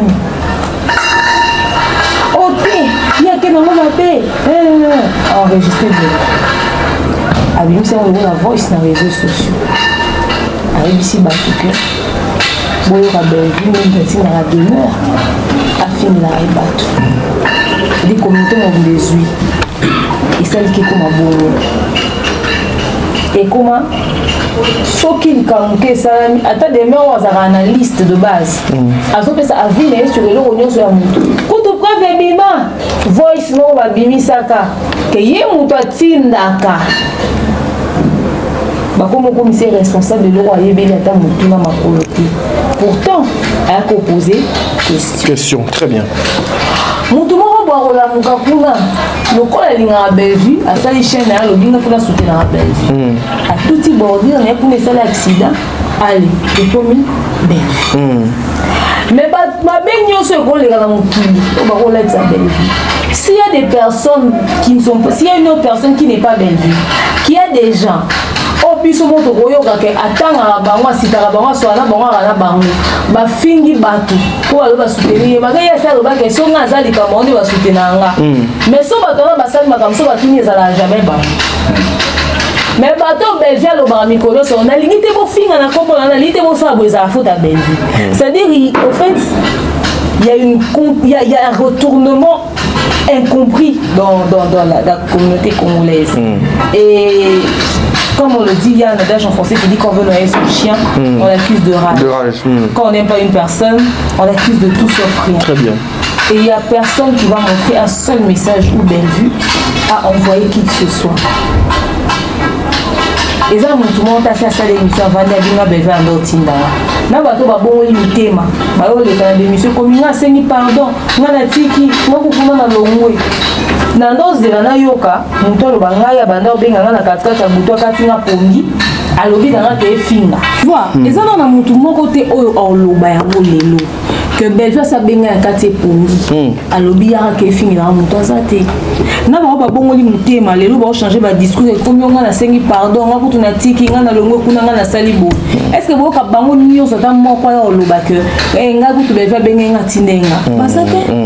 Bon le bango te ba sala ngote pourquoi parce que ba dit que ça n'a jamais existé. Très bien. Atinda rabatute. Ce qui va accuser à Bellevue ça par mauvaise foi. Et c'est pas mauvaise foi. Pendant ce moment qui c'est pas Bellevue. Azobala, az organiser son mariage, ceux qui demandent à maçonner, même pas dans bon, on s'est dit mon bal c'est demande à mariage, à planifier même pas bon, on sait à moi c'est demande à mariage et moi si n'a comme Luca, ba relation est des fois ça là et demande à mariage surprise, dans la condition pas ma ba qualité ma bé. Biso soit belle ici, Bellevue. On fout un coup Bellevue. Mais enfin là-bas, na beba ça. Nande ba changer ba discours ba kenda. Ata moko ta sia bima yo loba. Que Bellevue tinda ke azate parce que Bellevue tikalo tinda bangote. Oh nyon solo loba ngo. Elle dit que foudre nzambe ko sa battre na mutu naï. Parce que au fait à chaque fois Bellevue ko tata likamuna ya yete ya yo ma conseiller mutu. Pour na nini répondre. Pour na nini réagir. Pour nous sur internet. Très bien. Bellevue le bana batu de face na lingite muta côté là na lingite muta le bilanga Bellevue le ngolisa batu de mission. Bato bakanisa bango ba santu bato ba assuma batanga bakoma bato ba fingila bango bato batanga bakoma bato ba accompagner bango communauté bana yoka kitala ka na communauté le belo te bango walo na ke ngai lelo soko yo tumbola nga to ngai lelo so likamuna nga ba fingila nga ba ko fingila nga bato émission pene salami boy muto azaso azuma kama bata bandi bo akoloba muto to abetele maboko en tout cas yo kendanga nango kitoko asala émission lobi babengai appel à l'aide yaka yo soanela nga yo défendre nga yo bundela nga d'autant baba ke babenga bato za pena recrutement bazo expliquer to na manda sona bato nyonso ze problème te yeka tanga mono sona baninga azwanga écarter nga mabenga nga na yo soanela na internet et comme excusez, osez le kuta. Comment est-ce que vous a commis le kuta quand on le binaï? Soit ils ont Bellevue ngeza ya solo. Pour l'instant commis pas n'est commis le kuta. Mais fait tirer l'antine n'a pas douté. Si les gens viennent raconter le contraire, c'est parce que quand on veut noyer son chien, on l'accuse de rage. Quand on est jaloux de quelqu'un, on veut l'asphyxier à tout prix. Des gens qui ont monté à ma baisse à mauvaise foi au fait. Très bien. Mais tout le monde sait que des ceux qui demeurent à Batou Bellevue n'est pas derrière toutes ces bêtises. Très bien. Mesdames et messieurs, nous sommes en train de continuer avec notre émission. La Canissi et la dernière partie avec deux petites questions. Alors serrez vos ceintures parce que nous allons continuer. Peut-être, moi, j'ai mis sur le côté. Excusez-moi, je prends juste ça. Dieu merci, mon Dieu, cette question, non, tout n'en est. Dieu merci. Ou après, il y a répondre. Non, non, tout nous Dieu merci. Nanzela peut être les réseaux sociaux sont utilisés. Mais les gens accusent Bellevue, il y a comme ça les acteurs et les actrices privées, surtout lorsque il y a presté na Bellevue Télévision. Pourquoi? Pendant que nganaye n'a presté au tchenga moké na longwe. Est-ce que c'est Bellevue Télévision moutou arrêté na les acteurs par rapport au traitement naye par rapport à ce qu'elle présente aux autres ou c'est Bellevue Kondi né à Lingaka comme ça les artistes privés naye qui nous tournent ma place mais sauter. Je pense que je dirais d'abord merci Naïmon parce que tu as donné déjà une partie. Il y a réponse à la question. On a PC réponse. Quand tu dis déjà que est-ce qu'ils ont pour un traitement naïe mais tu es comme déjà Bellevue TV a bien un acteur allié à prester à Silici. Ok, très bien. Il n'y a aucune preuve matérielle qui va prouver que Bellevue a arrêté Naka, l'artiste, pour que Bakindete. Artiste Yomoko, Sogi Oye, au presté na Bellevue TV, et tu estimes que Bayamba qui est bien, et que côté Moussou va présenter offre. En fait, il y a aussi le côté crédibilité. Tout sur le vélo à la plateau. Bellevue TV est crédible. Acteur a ébiqué son aïe à table au pesanga ba millionté mais ba respecter nga ko le kanenge ba respecter nga patali respect da ka cacheté ba exigence o ya musala on aïe libé ero photolia ero tueka kono sala uniquement musala ce qui tournage fait katana et katani so photo paiement to paiement. Donc si c'est le traitement, premièrement un élément si c'est le traitement, il y a Bellevue TV né et maintenant acteur, on a des problèmes avec Bellevue TV. Bellevue n'a pas empêché les autres de s'organiser. De un, de deux. Il y a aussi le côté plébiscitaire. Le lingue film est propulsé moutou. Le terme on est arrêté au côté de si, tu bien dit. Ok. Donc, le lingue film est propulsé moutou. Ça lui retient aussi. Yemoko, sans que moutou obligé. A-t-il invitation à Bellevue TV na première position. Et bien en plus, baptême Nini au Bellevue TV et développé. Imaginez qu'il y a une tournée place Mongo, na Célici. Batmo Bobenganga, Ezaka Jara Batmo, auto traité comme si j'ai mon eh, oui, qui est un bunza makiwano, binaki makasi. Comprendre? Na apprécié la Bellevue TV. Qualité peut y avoir tout sous le babenga. Ouais, ça en tout cas félicitations. On se retrouve dans quatre films Boussali. Tu vois, l'acteur a aussi besoin de ça. Est-ce que Ezali va retomber? Il y a prestation, il y a acteur. Né retenir à battre na Bellevue TV. Que ça Bellevue a empêché à battre qui joue. Voilà question de Natunaki. Je ne pense pas. Ce que Ezali le lingue va traiter parce qu'il n'y a aucun acteur. Or, Bellevue a petit sangana qui est jouer place telle. Preuve.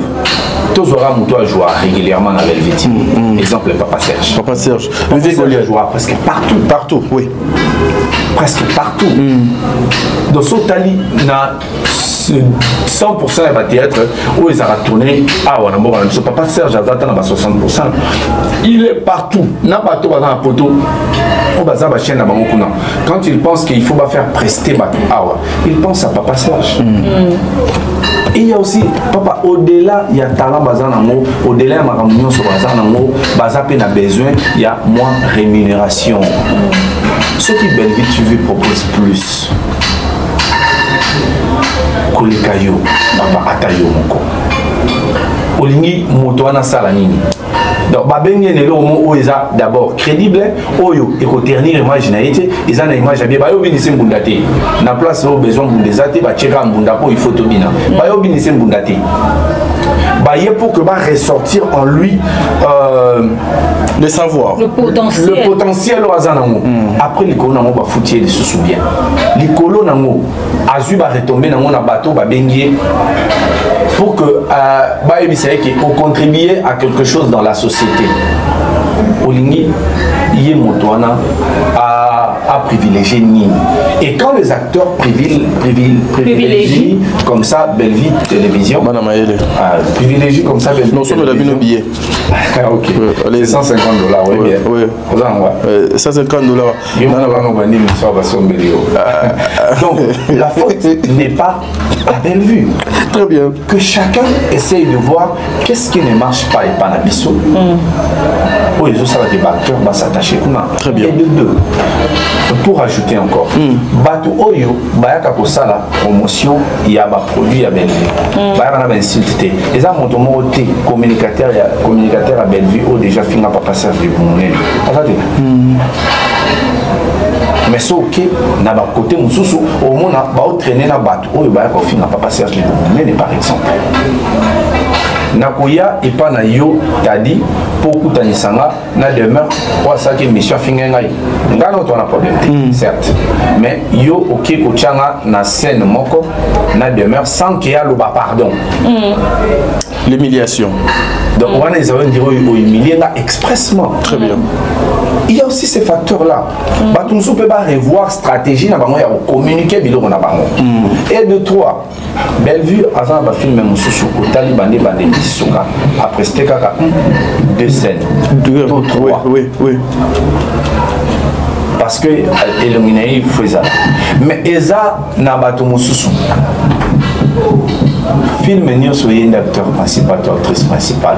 Titre et film n'est pas un nous sommes concentrés autour de lui. Pendant que on a filmé au bâtiment une telle tête d'affiche, il fallait aller à Yamst. Si vous avez il y a tous ces éléments-là. Très bien. Ce bateau, on a la frustré. Les gens, avant que vous condamnez le bateau, remettre en cause B, mais remettre en cause BT, on a traité du moto, on a nini, on a quatre projets, on a occupé qui place nini, on a présenté qui est le rôle à Nani. Très bien. Voilà, mesdames et messieurs, les abonnés de Top Media, les abonnés de TikTok, les abonnés de Demeure Officielle, Bissika Boni ba émission Oyo Ekoleka Famille Bota. Nous sommes en train de continuer avec notre émission. Mais Tata Demeure, cette question est relativement Namakambo Tonton Mondirba Aouti Koloba Awa. Sur base de quel contrat que Madame Bellevue travaille avec les artistes et comédiens de mon pays? Tout va bien pour s'approprier. Maman Bellevue s'approprier un acteur parce que on a comprendre que là on y était un acteur premier à Maman Bellevue. Au fait, au lieu de se poser question sur le fait que Maman Bellevue s'approprie les acteurs, il faudrait plutôt poser aux gens la question de savoir et là il faut plutôt chercher à savoir et là on y et ça là que on doit se sentir à l'aise à l'oukortika là voilà. Oui mais ça va tout va s'approprier acteur. Et bah s'approprier penza acteur va ça que bino faut vous akaya biso mais malgré wana ba tout liboso na départ ba za OK tourner na bango ba za OK tourner parce que bango na visibilité za kuna so tourner film esté talama encore booster jezaki na modo film talama 200K 100K mais pour ni laisser la visibilité za ba to OK kuna te parce que Maman Bellevue et sa chaîne YouTube et puis visibilité belé so jouer la film moko ya Maman Bellevue au jour après 3 films aux en bien pas seulement parce que foutaki au bien mais parce que le film est talami tellement que ils ont des conséquences des répercussions ils ont suivre très bien mais nakale comment qui sont tournés par Maman Bellevue il faut que tourner pour la visibilité mais le comment na tourner na capable Bellevue ko qui n'a déjà na tourner capable Bellevue ko qui n'a déjà pour dire que tourner bisika musuti parce que comportement ndako ya mabapa ya mabe très bien ils ont ndako balinga ko kendete ah oui et si OK nous jouer c'est vrai que OK nous pour la moussala mais si on se sentir confortable on se sentir à l'aise on se sentir accueilli on limozong est soukuna te mais si quand on attend ma personne qui au 20 ma personne qui champagne c'est mon camay maintenant on y ba yambio bah tu peux dire que faites comme chez vous bah tu es très à l'aise pour ni te ngoketa befinanda parce que si on te commis à taille à l'ambité on commandait le dans le restaurant à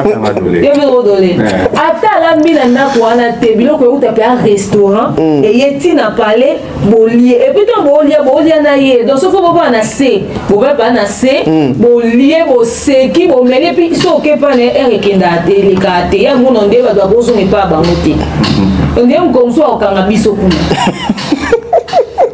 la tête est raison l'état au moins 22 ans bon plus comment que eh kaka siko tu vas que bana moi tu peux nous lili 22 ans après du sous il y a mon air pour les kati ati abato à l'aise ali mo va na bato ali mo za na bato très bien na kwa bongo muto ya te bato mo ya kaka au petit temps na maniko to ngabla maloba eh yo pardon ngoye pas noter dans un munene parce que y a okima c'est la taille c'est-à-dire et dépend de la comment est-ce que aux autres tia bato à l'aise très bien personnage au fait ça monte il fait vendre la ligne positive yo kasi le roi Karine Amado.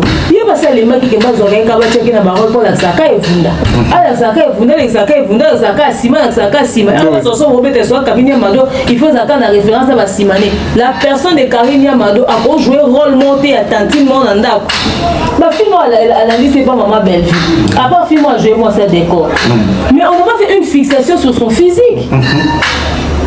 Na fille moi jouer qui fa quoi yena nina coquette pour la bijou maman top azal pour la ta normal au monde et période de souper total que azal pe na jeu d'acteur même film a joué moi si banga pas ça Patrick Azala yuma le tartif ouais le tartif c'est vrai que Patrick qui va en compétition. Mais quand même, ça s'était fait d'une très bonne manière.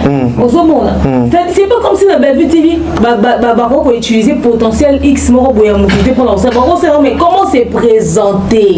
Des fois, on a la date, moi, si je le roi Karine Amado, moi, et on peut respecter, on va mettre en valeur. Ça te dérange même toi qui regardes le film. Ça te met mal à tu te dis, ah pourquoi on n'aurait pas dû? Pourquoi ça dit bon mot? Tu vois, ce qu'on rend nous dans ma PCO, attends, ça qu'on la qui mais tellement modèle va présenter qui vous zaigne. Bon, les bébés vont mettre en valeur. Très bien. Tu vois, quand tu dis c'est sur base de quel contrat au moment où il vient travailler dans un comédien, c'est sur base du contrat au Bayokan. Contrat au Bayokan, ça veut dire verbal ou écrit. Mais l'entente, ça lui passe le contrat, maman, il y a maman Belgique, papa Serge, maman Étoile, maman Mille, forcément, non. Mais c'est quoi un contrat? Le contrat, c'est l'entente que vous avez.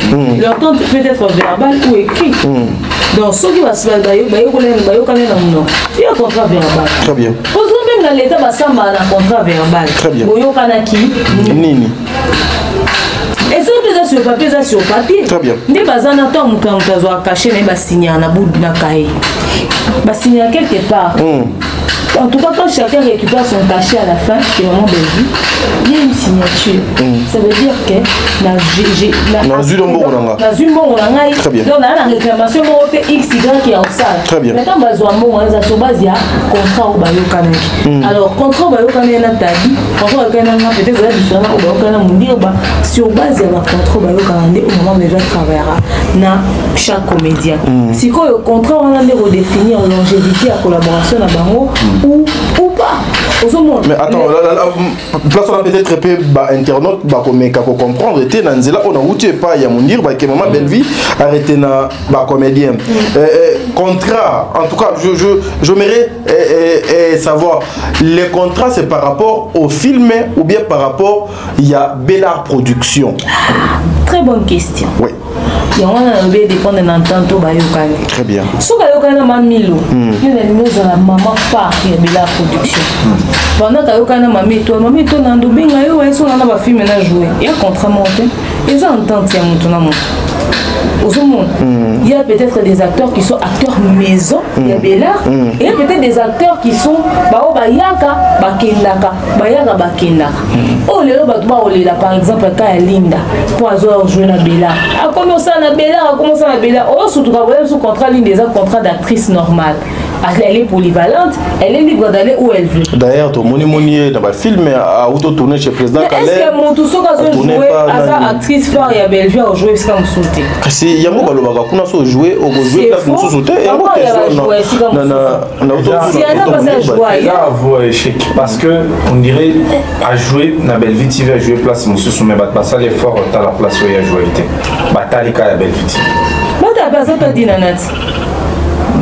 A joué pas dit a joué à la Sinac pas ça na mon il va filmer déjà abandonné de jouer partout bakangela ramontuté OK net dernièrement moi babaki oh émission on a ça ina yo na moi doit kata on va tiens on a TikTok parce que on beta li solo ya koloba le gens qui disaient que Bellevue Muto alongo lisier et Bellevue Muto alongo lisier et si kazalaki et tout ça pour na récupérer et j'étais en train de te répondre en disant que tolongo lisier linda tout le monde s'est mis dans les nids, on a battu, on a besoin de casser déjà, Bassiana Baza, Bakini Baza. Oh, déjà, bah jouer. Oh, bah jouera déjà. So quand ça a besoin de travailler dans la production à cause de sa CV, oui. Bah bien, c'est pas dénigrer que bon, il va changer de discours. En fait, discours c'est déjà changé dans les à cause de sa CV va dénigrer. Qui ne dit pas que Linda peut-être à cause de PCV? Qui ne dit pas qu'aujourd'hui Linda travaille dans la production pour cause de SCP? D'ailleurs, c'est la manière la plus honorable il y a pour adhérer. Ok? Ça CV. Quand je disais que toi on a besoin de Linda T, pour toi on a besoin de casse, effectivement, tout ça, tout ça, on a trop. Linda est à côté de la production à baisse. Linda tiki trou, ma côté trouté. Très bien. Atiki trou, atiki ben érosion au fait. Il faut tout bien on ben bon mot. Linda tiki érosion parce que sur les premiers de la classe Azaki na 59%. Oh yo l'année na Sima, on a 28. Et quand on a makasi. Très bien. Linda tiki érosion. C'est quoi yo? Na kati érosion oya tiki wana yeta moye. Akuti ke vu des années na ngote. Ba keni ba soda makasi, ba tegra ba soda makasi. Nous devons Davina pour que nous n'en parlons pas. Naomi, c'est-à-dire que mingité. Tegra jouer les mingité na dessert rival. Mais quand partir le bal na bala et comme viral. Pour tellement c'est un seul qui ont bien. Nous tout on bête sur Tegra. Et Tegra jouer qui bien. Et Tegra pour la belle TV, on a besoin ça va table belé. Tegra mon ami mingité na dessert rival ka wanezui. Akouti ne trouté, akouti vidité. Éternel apé na boya. Éternel azala qui a bêti. Yé wana lelo. C'est-à-dire nous tout on a kata bela en tout cas kuna ratarate nyonso ezwaka. Très bien. On se comprend. C'est-à-dire réussite na nous tout son appel son personnage na yo en tout cas yé mona na veillant na tant tourner dans tant kata kata o pesa ngelo na lukate. Donc si on pesa yé au passer tableau wana. Ya ça la maman mbangti. Très bien. Linda est montant waya yebi na mutuni ka kuté vite tozala na besoin Linda te. Ya on a loba ki toi na besoin de toi na ba soudan na so makasi ba tegra ba zawa. Mais ba tout chose ba comprendre ngoma mais est-ce qu'on a responsable maman lo bana non mais en tout cas il faut avoir une bonne tête en tout cas. Après d'ailleurs renchérir dans lobby mais soki Linda linga bela production compte sa CV.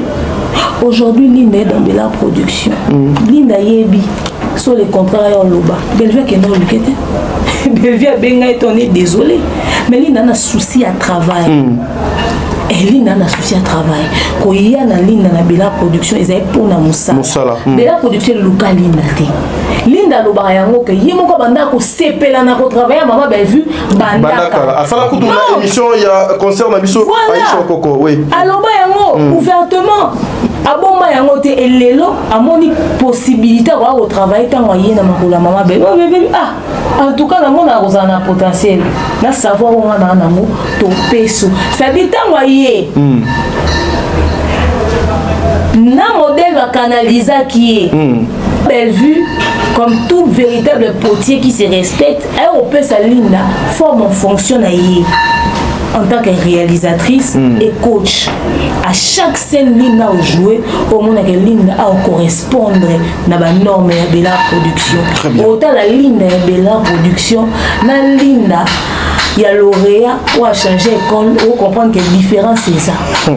Pour nous, tu as lauréat 59%, mais comme ici, on comprend que ça 59%, c'est le pourcentage de la nation. Parce que biso bana li moi na liboso abimana banona quelque. Très bien. Et donc il faut vraiment travailler pour mater. Pour moi que Linda dans à jouer na deux sœurs rivales, autant Linda innocent coupable, on comprendre que le travail est là. Donc Linda respecter à côté CV donc à ça les demandes verbales, to aïe pour intégrer la production, to pour collaborer dans la production comme simple actrice.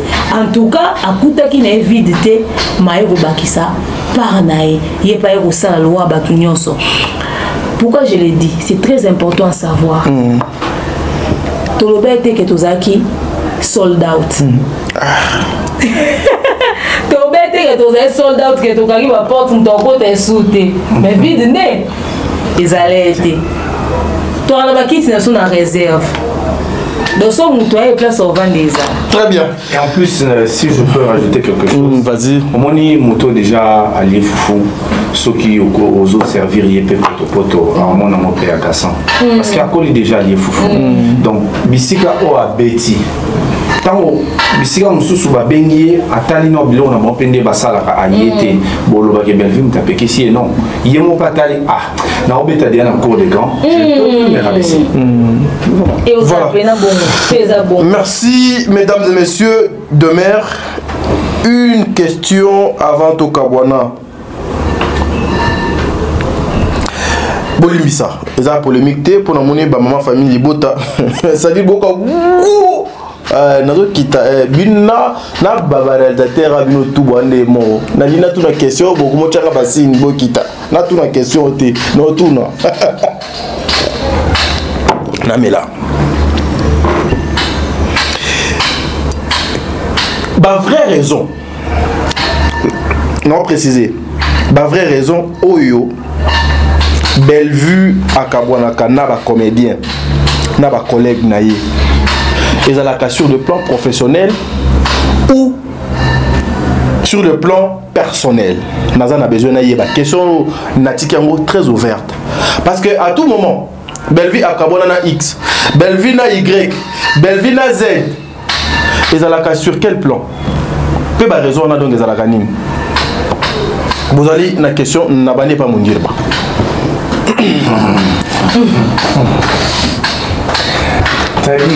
Ah mon ami. Oui, nous ne savons pas définir nos relations à la base. Il y a moins de beaux travaux à me belé. Très bien. Je pense que Alinga peut vous le dire oui, moi c'est un mobile. Balingani. Comprendre. Maintenant, on a un jongo, on a que avec les gens d'engagement mobile. Nandimi na diribo. Comprendre. Ngana jona tutikali osolati ke ngana oza mwasi na ye moko. Na bandi ko se plaindre. Na bandi ko se plaindre. So Joana rappelé ngaite. Ngana tonto lingana c'était comment? To banene nini? To yona nini ba close za nini? Oh Joana a manqué un respect. Et ça lui le ligne peut abattre belé. Oye pour une relation purement professionnelle, par exemple. Bapesio Mbongo, Zoa Filme, Sala Kotisana Candy Star. Bozana, affaire mogo professionnelle. Yo, Tom Sousso, au salaire mon nenge oyo, il fallait au salaire. Au salaire, très bien. Bon, Babi, pas de problème.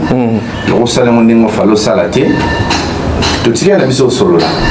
Mais couper ça au sumo ma film, mais trop piati. Na frustration na yo na télévision ou yo attaquer ma poussière. Donc moi je pense que problème ezali na côté à bato oyo bayaka ko revendiquer. Il faut ba meka ko définir sa revendication na bango sur base de quoi. Tous on a kamo lo ba ma pétro. Bellevue a voyagé na bande gonae bakei Kimpesi. C'est bon. Asali baba vure nyonso akosana Kimpesi. Nanzoto aye. On les a air à théâtre. On les a air ya à Basisi production na bango. Aki asali baba vure na ye nanzoto aye. Très bien. Sikoyo eye sur la place publique Bellevue azoboma théâtre. Et ça un rapport nini. Il y a un rapport nini. A EPT na TV pour qu'a déclaré Ndengeza Boybanda Lelo, il y a Modero a commis Mobile Nanga pour que il y ait problème entre Yéné et Modero par rapport à moi si Mogo ya Modero, to moi si Mogo ya Sundiata. A EPT a déclaré en OPT. De ça, mais un coucou. Mais il commis na Koboma Théâtre na rapport nini. Parce que c'est sa vie professionnelle. Côté vie professionnelle, spectacle est au sale. Mais après spectacle, na timpese na yogi ba sentiment na ngai. To luki place mo ba moli, to sisi ba sentiment na biso. Et ça qui perd à musalate. Bon, et comme un rapport nini ke ezobo ma théâtre et azobe bisa musala, au moins ils ont un rapport à mon côté. Donc bateau ba ko réclamer. Ndé il faut pas nous définir bisoté. Soki na s'attaquer na relate ya Bellevue parce que ngane moto na teke la bilamba, azoso somba sous c'est pas nangati akomo ke somba bilamba ya mabe et pas ya mutu intel ya moni ke na ko s'attaquer na yepo il faut somba bilamba pas nanga pas zolata bilamba ya bien mais ça n'a pas de rapport avec le théâtre exact un rapport morti exact. Certaines personnes, on dit sélection à théâtre, les lieux comment changer. Sélection à Kala, il y a des sommet, excusez le sommet. Et bien les amis vraiment, à bout une des classes pour ça à théâtre. Mais les deux on a bâti ni mon année dans la classe pour commencer à théâtre. Car ce que il y a à bout une classe pour commencer à théâtre. C'est fait que à ça ben la base intellectuelle il y a malongate. Il y a un ça qui est comme on déclarait n'importe quoi. Très bien. Quand la tête est vide, la bouche crie trop. Et puis nous autres très bien. La bouche va crier n'importe quoi. Parce que pour un niveau moutou est vide. Moutou est vide. Il y a un moment où on a un problème dans ma moussala. Il y a un moment où s'attaquer dans la vie privée. A un problème dans la vie privée à éviter que les intérêts peuvent primer sur la rancune d'habitude personnelle. J'ai une entreprise, mais nous avons une famille de raté. Mais c'est que yo dans la construction, nous avons la fourniture, il y a matériel, il y a construction. Tu ne veux pas le faire avec moi. Pourquoi? Parce que tu as un problème X dans la vie privée. Très bien. Donc c'est aux gens qui ont réclamé. Il faut définir biso. Tu as un rapport dans le théâtre, et un rapport dans la vie privée. Très bien. Ce qui est ayo bon matière to régler ma monsieur pour la mobile so les agi que to wele la ki équipe moko ya tournage par exemple le Calais wana ndesi ko na oyo réclamer Belvia zo bon matière parce que Pexi Calais a tourné na biso. Très bien. Tu vois wana revendication na yo professionnel non n'a pas ce exemple wana revendication na yo sur le plan professionnel et qui n'a sens mais sur les aga le truc de filles les trucs de nini parce que l'attaquer l'amba nangai je pense que Waneza n'a pas utilisé le terme fort mais c'est des gens où à la base même pas là. Très bien coach on peut répondre Nini et loko ce qui maman Bellevue na batu ba réseau oyo et ça la maman Bellevue akabwana souvent na ba collègue na ezala ka professionnel ou bien personnel et d'ailleurs moi j'aimerais renchérir en disant, même quand ils disent qu'elle est hypocrite, qu'elle n'est pas vraie, est-ce que c'est personnel ou c'est professionnel? Je pense qu'il est très clair dans ce qu'il a dit. Il a tellement tout dit. Au fait, c'est à eux de nous définir. Parce que ça m'a pas me belé au sambi dans les réseaux sociaux. Où est engendré conflit en émoutine privé. Donc il y a ici comme un boué. Tout le monde va super. On a sepelé na mai mobo. Si on a donc à mai on a $80. On a besoin à 100. Yo peut sepelé na mai na yo pe 600. Le quoi yo pe 600, on a donc à 80 le gros on a siliki. Na ke sabato. Ai azavre taza hypocrite ali komi muna a sepelé ki ne lo na ngazuika ko ngana zwaki. Parce que biso na internet o kaka za hypocrite à vrai dire. Nous quelqu'un moli plus tard. En fait, à un moment donné, on a réglé beaucoup de problèmes privés en pensant que c'était en rapport avec le travail. Moutoumoussoussou, qui a signé écoute, les abonnés n'ont pas de c'est-à-dire fruit à réflexion au sali coco de sabat namoutou, qui est bon. Or, yo aussi imaginer qu'il y a un bon. Au tir en namoutou, et bah tu es belé, bah continue à fruit à imagination qui n'a jamais été le cas. Et bah il n'y a pas de fruit à imagination. Tu as pris tes peurs, tu as fait de tes peurs, de tes craintes, une réalité de celle que bah tout ça va adhérer à la réflexion. Très bien. Alors ton regard va quand même belé à tort et à travers. Il faudrait que les gens quand ils viennent finalement dire pourquoi vous traitez maman Bellevue d'hypocrite, pourquoi vous la traitez de fausse, pourquoi vous avez un été à l'instant quand vous avez oh parce que je m'en vais dans un restaurant et ici tika. Vous avez pu connaître dans ça là. Donc ceux qui ont yawa, il faut savoir ce que vous avez un rôle. Toi quand tu es dans casting moi vous faire jouer à l'ongolio. Biso va prendre bon net au règle. Ceux comme quand on a coûté dans nzela pour toujours c'est bon.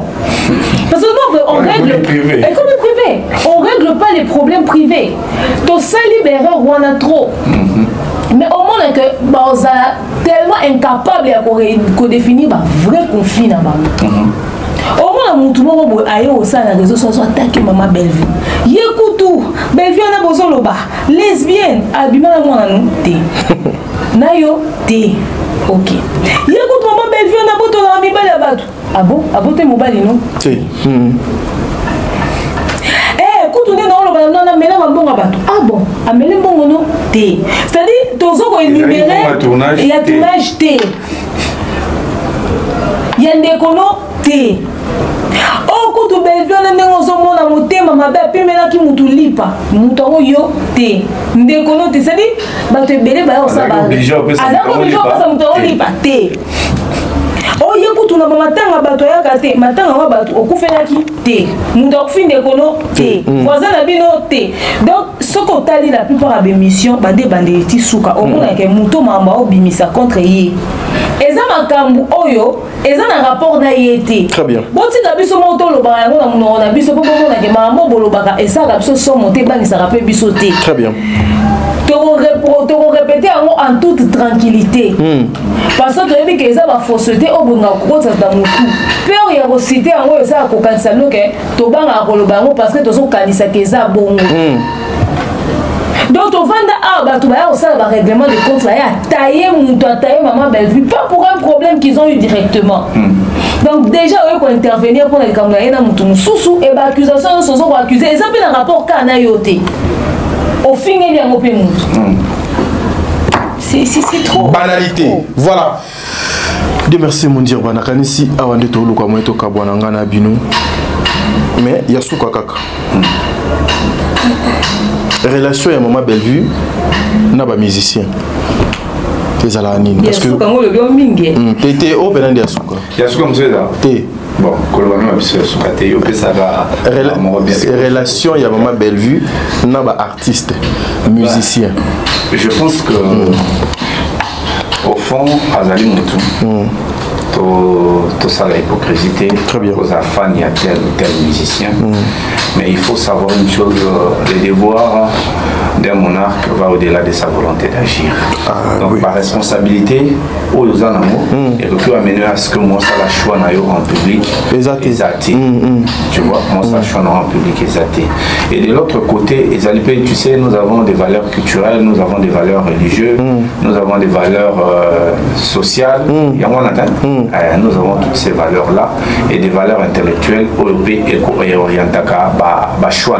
Très bien. Donc, je pense que tout le monde qui a lors de l'anniversaire, tout le monde qui est héritier, qui est vidéo anniversaire. Cela ne veut pas dire que carrément comme esprit place. Taxi na coach des mères au c'est que Belvazara warrior on a coûté que c'est que Belvazara gaulois. Donc je pense qu'au fond d'elle après ça la musique na biso attendre souvent dans les fans de DJ Momboshi. C'est ça. Mais peut-être par rapport à ma valeur spirituelle au hasard en haut moyen au Lubagena Mouta DJ Momboshi Azate Torah à la Mouta DJ Momboshi par exemple. Je dis ça comme ça en passant Motina DJ Momboshi. Et voilà, yemba so kiti moki le boulot. Yende komuneza la DJ Momboshi. On a DJ Momboshi. Ah OK. Aussi les voilà. Coach aussi les ça. Donc pour la relation avec les musiciens, je pense que na auto ebi Azan a choisi ce petit ébaki. En tout cas, quand même, les gens à la langue, sous César retenu la réserve. Oui, bien non, mais moi, le désert, comme le dit Machiavel. Donc, ce n'est pas toute vérité, n'est pas à Très bien. Coach de mère, Poto Kabona, alors, Poto Kabona, maman Bellevue, relation avec un musicien. Bon, après il faut qu'on dise une vérité, c'est que c'est vrai qu'elle s'affichera plus dans ma musicien gospel que profane, pour une raison évidente, elle est chrétienne, elle passe son temps dans ma manzane mais dans ma musique profane. Mais est-ce que profane m'a passé à solliciter et à bénéficier d'un concert, d'une activité, n'a pas été? je ne pense pas. Donc ceux qui musiciens mon gazma ont été Fali Ferre Wata qui vous voulez Inosbi à inviter à convier une activité mon corps, elle se fera le plaisir de venir. Parce qu'avant on a l'eau laté, avant on a moki, aebi mumboshi, aebi Samarino, car mumboshi DJ mumboshi, aebi Samarino, aebi Nosbi, aebi Fali, aebi Ferre, aebi Mututu, aebi Rebo, aebi Sini, aebi artiste et musicien mon corps pour azak bien mon artiste et aux ala hypocrite que on a vu sonner tu moi mimi souka di ko na cadre sentiment ayebi pe asaki ayebi mututu parce que aza artiste aza culturel aza ayeba ke jour na to no tumbola moni photo mo de nge circuler ki boye tu sais asaki para page de musuni ayatuni tadi asaki nini pour bazo be nga asaki pour ngapete asaki za mwana mo boye aza musicien donc africain mon boye do la tabilama minene mais awa eza na jeune moko azo ko incarner kaka ba makambo asake la sanga yenam na la kse lungwa ngai asakete donc ça fait ça rapidement parce que déjà vraiment de photo comme ça vraiment arrivé à la fin donc en fait bref elle connaît toutes ces personnes là peut-être ceux qui va convier dans l'activité na bango de bomo na bango ensemble mais ça c'est parce que mon tout a souhaité joyeux anniversaire toi s'afficher na telle autre personne ndako mutuana déjà par exemple papa Mike Kalamba a s'est invité na mamna ebeli et tout mais c'est vous qui peut comme azaki na ministère na église à papa Léopold Mutombo tu vois donc c'est pas parce que tu es un pasteur Mike Lo que tu es un pasteur Moïse tu es un Joël Francis tu azana mutu ya batunya so ka ngo lobina mutema cause na choix mais peut-être qu'elle opportunité écoutez à cause par exemple à Sololana Fali mais peut-être à Zane Fani a Ferry peut-être à Sololana Ferry peut-être à Fani a Fali de la mutema cause na choix na yé parce que mon tuto a na choix na yé mais sur l'état comme ça en tant que personnalité publique peut-être qu'elle va pas afficher ça parce qu'à Zana pas fan yo bazo réunir justement les musiciens on a tout oh bah consommer et bien sinon elle a des très bonnes relations avec eux elle n'a aucun problème avec eux et peut-être que d'ici là beaucoup de monde peut s'afficher avec certains ou d'autres mais bah tout ça va un peu à cause de l'interprétation au moins là mon tout parce que va s'afficher bah ça va culturel va personnalité publique bah au dans les commis et il y a là qui s'y position mais attaché de presse occasion moi mon ami que madame Bellevue a tani na musicien mogo kokota na caméra to tchelo mopanzi toza invité spécial na concert non non c'est le bon jamais si on a ce non donc souka émission de manière très officielle les invitations nous sommes à la fin de cette émission on a plus d'actualité que la musique bien Congo et tous les jours à la miniature tous les jours dans le village et puis hier soir le musique film était ma collègue Vanzé moi t'es stylé